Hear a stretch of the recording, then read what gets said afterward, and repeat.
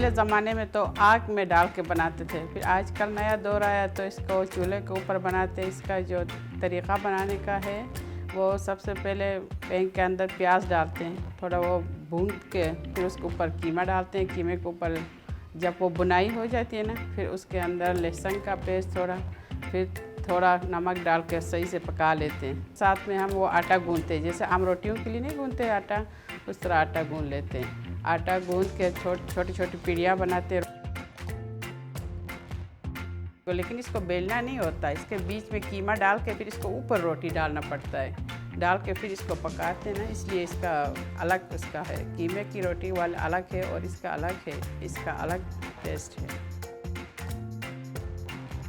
छोटा गोश्त में बनता है, बड़ा गोश्त में बनता है, मुर्गे के गोश्त में भी बनता है। आम दिनों में नहीं बनता है, ख़ास किसी ओकेजन पे या किसी को घर पे बुला लिया तब इस तरह बनता है। इसमें मतलब ग़िज़ा ज़्यादा है तो लोग इसको ज़्यादा पसंद करते हैं रोज़ों में, मतलब इंसान सारा दिन खा के आराम से बैठ सकता है। पुराने ज़माने में जब खांसी वग़ैरह बीमार होते थे तब उनके लिए आटा गूँथ के आटे के अंदर ये गोश्त डाल के वो आग में डाल लेते थे। 100 साल से भी पुराना डिश है। गरम गरम जैसे बना के खाने का इसका अलग मज़ा है।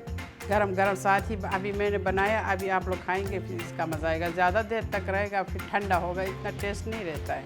इसलिए जहाँ भी बनाते हैं साथ साथ इसको तवे पे साइड पे रखते हैं हीट पे, फिर साथ साथ खाते हैं।